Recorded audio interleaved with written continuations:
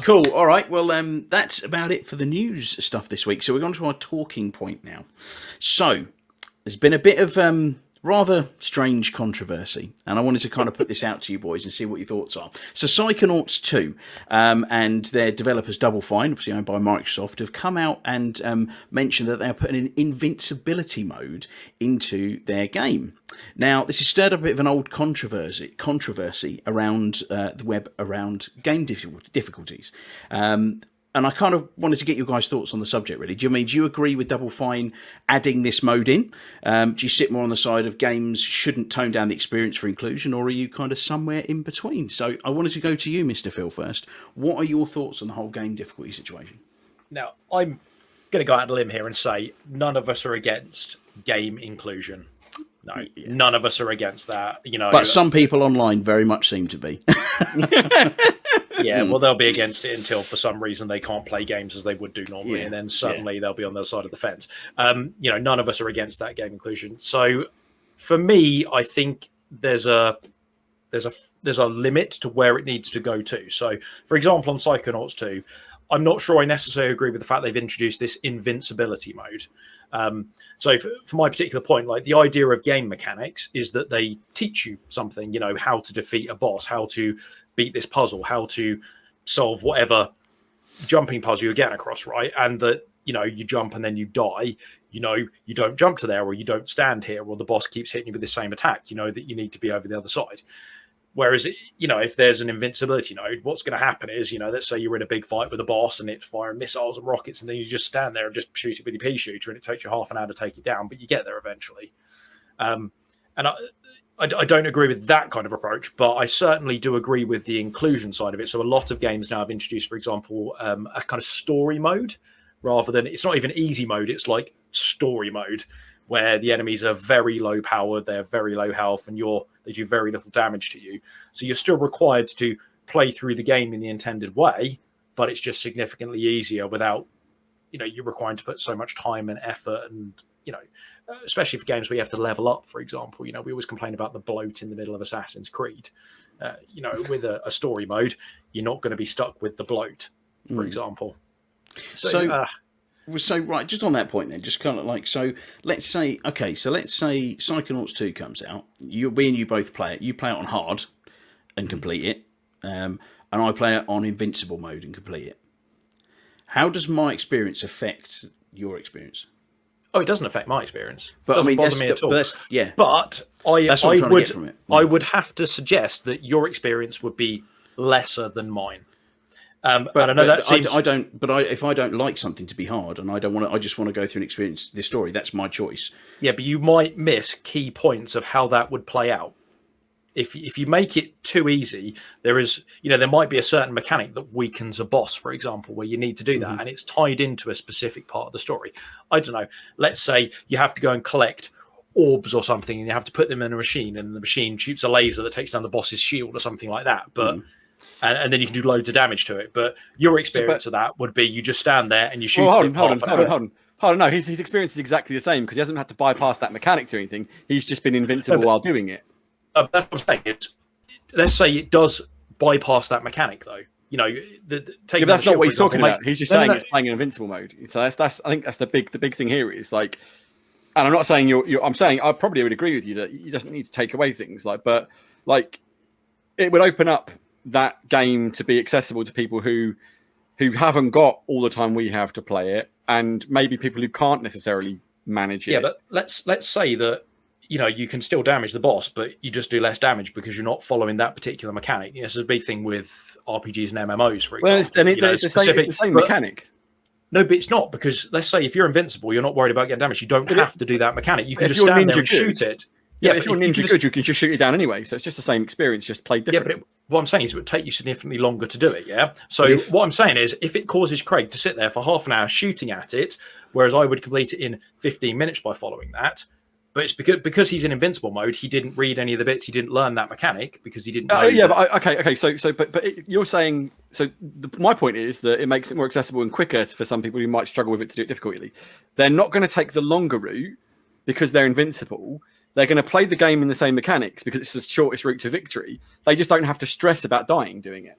Yeah, but what I'm saying is, if you start putting that into a lot of games, you will find that there will be people who don't necessarily then learn the mechanic because they don't need to, because it doesn't affect their game to play, and then they will have a lesser experience. But that's their choice. It's not but that's what I'm saying though. But it's their choice to do it. But maybe they don't know because they're not putting that time into it. They're not learning that mechanic. They're not getting involved in the game. So but it's a lesser experience for them. So let's put this out here then. That's their experience though. It doesn't matter to you what their experience is. So let's put this out here. So the game developer is putting this invincibility mode in. So the people who designed and create the game, so they are building the game from the ground up with these things in mind. Let's say from day dot, they're like, I'm going to have an invincibility mode in this. So it's going to say, I'm standing there and I'm invincible and I need to put an orb in there and do a laser attack, whatever you said. And if I'm just standing there shooting it, it's going to pop up and say, you can't do it this way. You've got to go and put a thing in there and do it. Like, oh, okay, cool.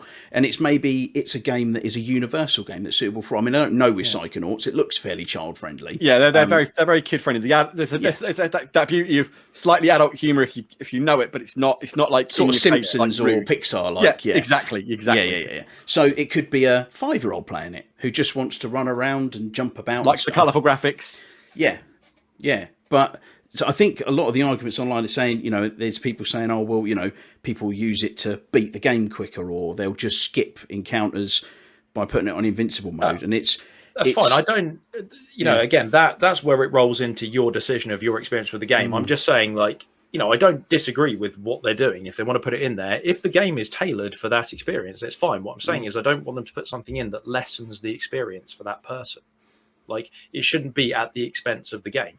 That may not well be the case. If they've designed it from the day dot and it does that, that's great. And like you said, it's your choice of how to play it. What I'm saying is, though, if that happens and they suddenly start maybe backdating these invincible modes into other games, and then it starts to create a lesser experience in that game, you don't get the full experience.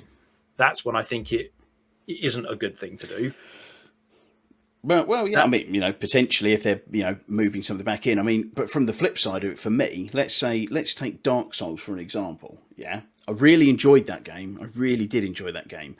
It is a very hard game, and I got to a point where I gave up because it was a lesser experience for me because I couldn't do it. If it had an easier difficulty, I would have got to get through that, see the rest of the game, enjoyed the whole game, and seen the end of it. But as a point, I had no way of adjusting it, and I was like, I ain't got time for this. Other stuff I want to play. I give up, and I've done that on 2 different Dark Souls games because I'm just not very good.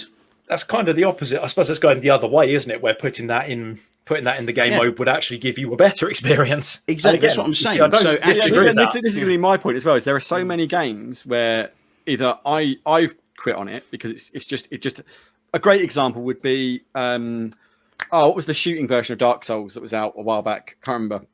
Remnant from the ashes from the ashes. And I started playing that, and you were online with me when I hit the boss. I was enjoying that no end until I hit the first boss fight, and then it became me dying ad infinitum. And I couldn't. And it was a huge difficulty spike, and it was like, and it took a game I was having a blast with and made it instantly unplayable for me. Had there been a way to downscale that, I'd have been like, all right, I'll drop the difficulty and have a go. And proof of that is that I wasn't really enjoying Star Wars Fallen Order. I've been struggling with it. Everyone's been telling me how great it is. I've just been having a bit of a pig with it. And I was playing it on normal difficulty, not harder difficulty, normal difficulty. And I just wasn't having fun with it. It's got too much timing thing. I just want to get my lightsaber out and, swish wash. And yeah, exactly. And there's still lots of timing mechanics and things in there for other stuff, the puzzles, etc. But I don't want the combat to be a chore, and the combat was a chore in Fallen Order for me. So I went back and I switched to story mode, and I'm having an absolute blast with it now.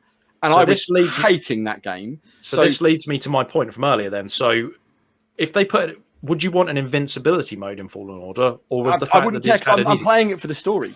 Okay, but the story mode. But the story mode, now you're playing it, is that not sufficient? But it's sufficient for me. But that doesn't mean that everyone is me and everyone has my want to even bother with it that much. Some people, and let's just go one step further. We're talking about accessibility. Accessibility doesn't. We're all very lucky. We will have complete use of all of our bodily limbs and fingers and that. Admittedly, my fingers are getting and thumbs are getting a little worn out. I think I'm getting some arthritis problems coming in because of some other conditions I've got. So it's already in the back of my mind. But I play regularly. I've talked about this on the podcast before with Luke, and Luke has significant problems using his hands, or they just don't work. And we laugh and joke about his flippers and stuff. It's not thing. It's a very in-joke between me and him. But if he hadn't had someone making a controller to be able to play things, he wouldn't be able to play it. Now he's be able to persevere and play some things, but there is some stuff which is just going to be too difficult for him because of the way he has to move about to push buttons. So if you talk about a Dark Souls, I'm fairly sure. I mean, I know it's not really Luke's game, and I'm sure Luke could, if he really applied himself, could play it. But I'm just not sure necessarily he'd want to give it that much time. And why should he have to just drill himself into the ground to be able to enjoy a game? I don't get the point in it. Yeah, I did say that's the thing here. So the invincibility mode isn't aimed at me or you, and then putting it in there doesn't affect me or you or Craig or Alan or Joe Blogs or anyone on the internet who doesn't want to use it. But probably 99% of people. Yeah, if a 5-year-old or someone with problems with their hands, maybe delayed reactions, maybe a disabled gamer wants to play on invincibility mode because they want to experience the Psychonauts story and the humor and the fun of the game, then if they put an invincibility mode in Dark Souls and someone who had a physical handicap could then play Dark Souls and enjoy it and work the timings out so they had more time, they didn't get constantly punished, then hell yes, I'm all for it in Dark Souls, because it's not adjusting the experience for someone who chooses not to use it, and you still have to learn the mechanics, but you don't get so brutally punished for it. And let's face it, Dark Souls is a brutally punishing game, which puts most people off. Because what stops me playing Dark Souls is not that I die and then have to. It's the level of you die and it takes you so far back and you have to do all that again. For me, that's the turn off. I'm just like, what? I can't. As I said, just keep rehashing. I'm not against the argument here. The argument. I'm not against inclusion. If it's for I know people who have disabilities, but I'm all for it. I don't want people to not be able to have an experience. But that's I'm gonna. It's you said earlier about the point of if he stands there and just wail on it. That could just be someone who doesn't have the reflexes to it and just wants to mash a button. There's nothing wrong with that if they're having fun. And I don't understand why there being an invincibility mode and it bypassing a mechanic is so vitally important to that person's fun. If they're enjoying just mashing a button and watching the guy die over 30 minutes and they have a good time doing it, it doesn't matter a flying whatchamacallit, whether that is there and could potentially allow someone to bypass it. If they're having fun doing it, leave them alone to have fun. It doesn't matter. Games are about fun. They're not this. They're just, let's be honest, they're not a dick measuring contest to say, oh, I beat Doom Eternal on Ultra Nightmare in 35 minutes flat. Blah blah blah, because I'm a god. I have the utmost respect for people that do that. But that Bradley was just dropping my stat there, by the way. Yeah, but that doesn't mean they've had more fun than somebody who's put it on the easiest difficulty and played hard just to beat it on. That's been really difficult for them just to beat it. It doesn't invalidate I see speedrunners on the original Doom who are god on Nightmare going through it like these speedruns. I used to just go IDKFA, IDDQD, I just have all the guns on knee deep in there to be like, have it, BFG, and it was a blast. It was still funny because games are for fun. They are not about. Yeah, I mean, there is an inherent challenge, and some people revel in that challenge. And if that's how you get your fun, great. But don't say this person can't do that, therefore they should be denied fun. It absolutely does my head in, like that you want to control someone else's fun because you think it's the way to play. You've gone quite on there, Rats. I did just say it's not against inclusion, and you've just literally gone there and said no. I don't think he's purely directing that straight at you, Phil. More at the saying what's being said. On the internet. There are so many people who seem to think that by including a mode where you make someone invincible, it will somehow detract from their experience. It's like it's an option. You turn it on. If you don't want to use it, don't use it. It's just that simple. Right, come on then, Phil. Let's let Phil retort. No. Yeah. Like I said, I still agree with the point. Inclusion. I'm all about inclusion. And you know what? I take your point, actually. I didn't necessarily think about it. If it's somebody who has a disability and they just can't play the game, and that's what they need to be able to play their game, actually, you know what? I think that's a great thing. Do you know what, Phil? I guess I just not. I don't want to be that thing, but I would never have thought of it until I met Luke and was playing games with Luke. I got really it changed my perspective on it. I just didn't think that far down the line. Like, to me, I'm thinking about it right. I don't think it's a good thing if it impacts the experience of the game. But actually, you know what? If it then gives somebody who couldn't have that experience the opportunity for it, I understand that. And that's the thing. I think. So from that perspective, I 100% agree with you. And I think that's the thing with this invincibility mode. It's not designed to be an easy mode. It's designed as an accessibility mode. And I think that's where people need to realize this. It is not about changing the game to make it easier for everyone. It's about making the game available to everyone at whatever skill level you happen to be, or for whatever ability level you happen to be, because you might have a crippling, problem with your hands. You might not be able to use your hands. There's so many things. I saw it, but having said that, I've seen some amazing human beings. And there's a guy who I can't remember what the name of, a streamer who used to stream PUBG, and he played it with his mouth on like the special controller that was made for him. And I only saw him because Shroud once was pointed his direction and donated to his stream. And this guy plays PUBG and wins chicken dinners with his mouth. I can't win a chicken dinner with a controller. That I'm not saying that disabilities make you unable to play games at a high level. That's completely not the case. But there are some people who will struggle because of their disability, and it should just be an option for them. And an option is a good thing. It's not a bad thing. Making someone play it on Invincible mode is stupid. Like making all Dark Souls games so you can't die completely defeats the purpose of Dark Souls games if you're capable of playing them properly. But giving someone the option to do that if they can't enjoy it the other way is a great thing. I mean, something else that's what we need to look at. Something else that occurs to me is obviously we focus heavily on the invincibility mode they've added in, but actually maybe that's just one example of what they could do with games. Mm-hmm. You know, it might be. So, for example, I am quite badly colorblind, like particularly red, green. There's loads of colorblind modes. Yeah, loads of colorblind modes. That's the thing. Like for me, so many games have a colorblind mode in there, which does help. Genuinely, there'd be more than a few times I've shot people that are on my team. Yes, yeah, I felt that. Yeah, and you know, when we play with Jules, sometimes when he goes away, I just put him down for the sake of it because it saves the rest of us the misery. You referenced PUBG in particular. He disappeared off to go and get his Chinese takeaway. We waited for him. I shot him in the back of the head so we could carry on. Yeah, he deserved it, in my opinion. He did. but you know, that's interesting. So, like, you know, I think maybe. Yeah, sorry, mate. You were going to say sorry. I was just say, like, you know, I guess we've harped on about the invincibility a lot, and maybe that is just a very small fragment of what they can do. Yeah, and maybe it needs to be more about the timing, and it needs to be more about, you know, colorblind mode is another example that's been going for a long time. Maybe there's other things they can do as well. Games are getting so much better with their inclusivity with stuff. I mean, take for example something completely different, but on the same vein, Grounded. I was playing Grounded recently, and they've got an arachnophobia mode in there because it's a spider off, doesn't it? Yeah, I do not like spiders. And I mean, they're cartoony spiders, but my God, they are so scary. You turn around and there's a 20-foot wolf spider coming. Mate, it's like you could. If you want, I mean, I've left them on because it heightens the experience for me. But if you're really deathly scared of them, you can have them just as like a blob comes at you. Yeah, well, it's a paralysing fear for some people. It's a legit paralysing fear, so that would stop them playing the game. So an accessibility mode there is fine. But I was going to say the other thing is tank engine. But there's another thing is than that. Have you seen someone modded Thomas the Tank Engine into Mass Effect 3 instead of Reapers? It's quite hilarious.